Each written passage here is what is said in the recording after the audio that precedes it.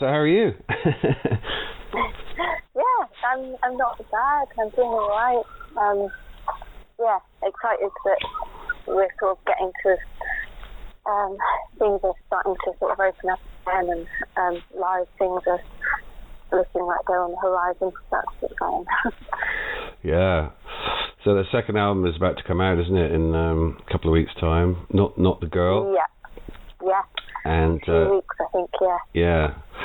So it's obviously very exciting, isn't it? The sort of the period just before the album's about to come out officially is always an interesting period, isn't it? You've done and dusted the album, and it's just a kind of a waiting game, isn't it? And doing press and all the other things that you have to do.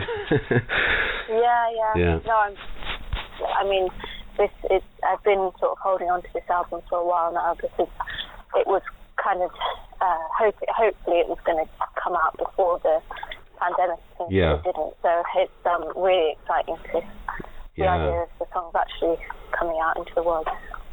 I mean, it's been 4 years since my first album came out, which I can't believe really, but this album's been kind of ready to go for the past year. So the plan was to put it out last spring, so it's just a year late. But it's fine, and it's given me, time to get to know the songs better in a way, understand them myself, and I've been writing a lot, so. Okay. I've basically got another album ready to go now. Yeah.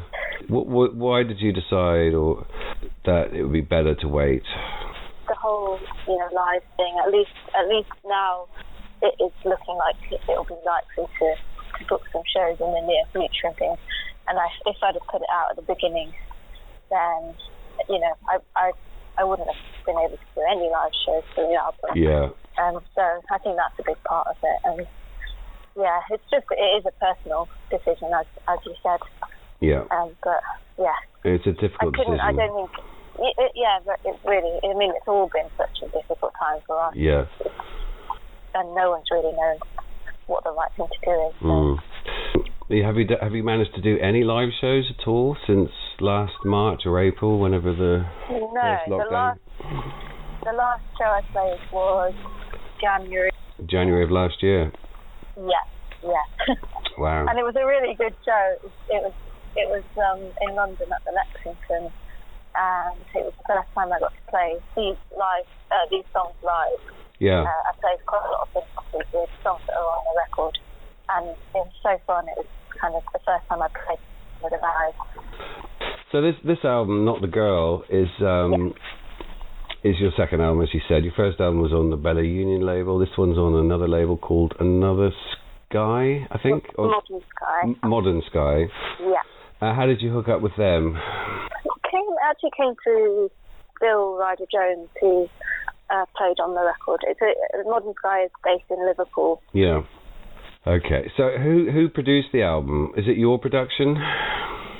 Yeah, it's my production along with Max Kinghorn-Mills, who's in a band called Hollow Hand, which is Brighton-based as well.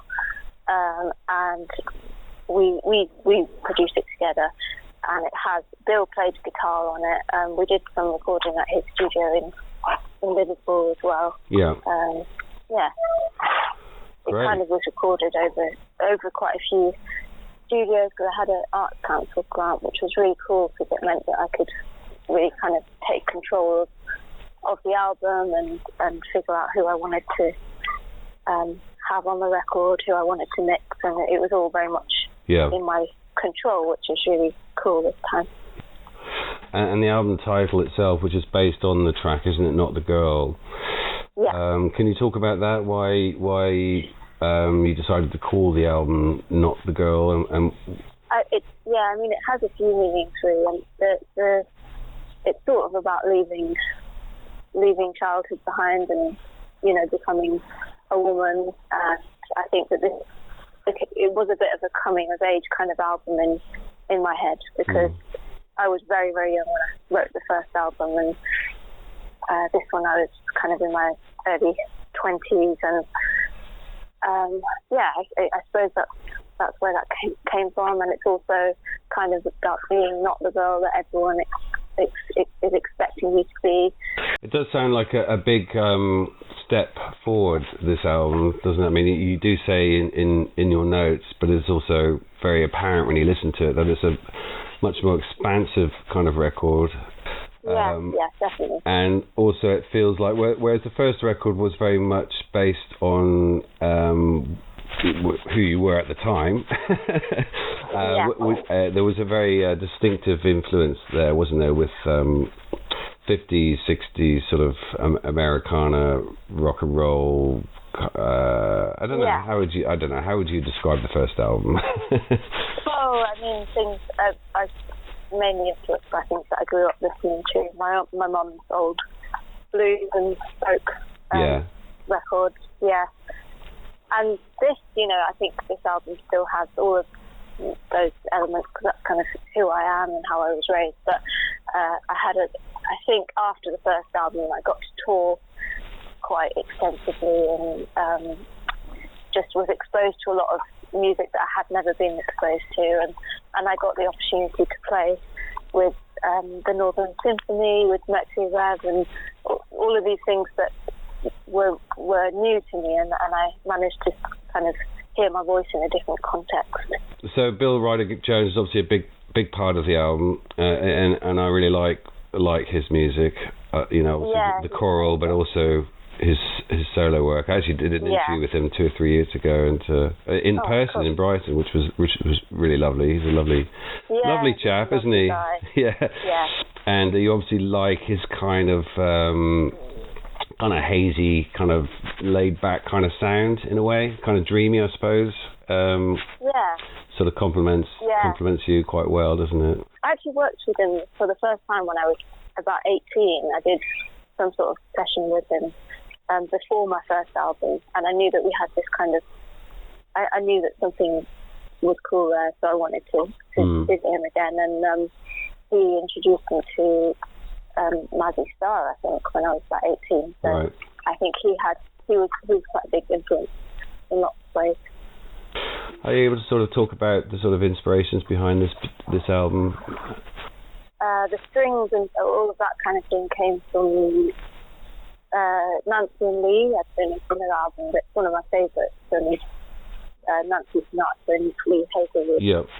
I love that record, and I discovered that kind of probably shortly after my first album came out, and Scott Walker as well. Yeah. But also, John Lennon, Shangri-La, lots of that kind of, I suppose, Phil Spector production kind of thing. You definitely like to reach back into the past, don't you? Is that the influence? Very much, yeah. Yeah. Do you ever listen to any modern music? Yeah, I do. I mean, you have mentioned Gillian Welch and Nick Cave and people like that, I mean, I love Sharon Van Etten, Angel Olsen, Lana Del Rey. I mean, they're just like the kind of women that are around now that inspire me and things. Yeah. So is it the hope that you'll be able to do shows with a band? Yeah, definitely, yeah. Okay. I think that's, it's quite different to the first album, this one, where I feel like it should be, these songs are kind of meant to be played with a band. So, I thought about that a lot when I was recording it. But I guess also they could be played, because you do write them on an acoustic or keyboard, that you could also do them as just basically stripped back. I can, as well. It's not as much fun. No, yeah. So you came to Brighton when you were 18, didn't you? Yeah. And was that just to follow the music, or is that why you ended up being in Brighton? Well, not really. I'd actually, when I was 17, I started working in London in the music industry. I got published and I had a manager and things, and it was not really for me, that side of the music industry. It was very much kind of more mainstream and co-writing.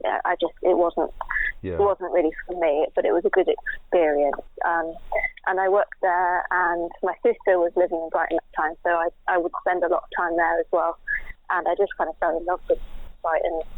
And one summer I came and stayed with her, and I just didn't go back. I got a job at the Salvage Cafe, which is which is where I met Simon and got involved with ballet and things. Right. And it was here that you really started to do more sort of live performance, doing open mics and things like that. Yeah, there was an open mic at the Bee's Mouth that I used to go to most weeks, and that was quite a good way to just start sharing songs, I guess. Sure.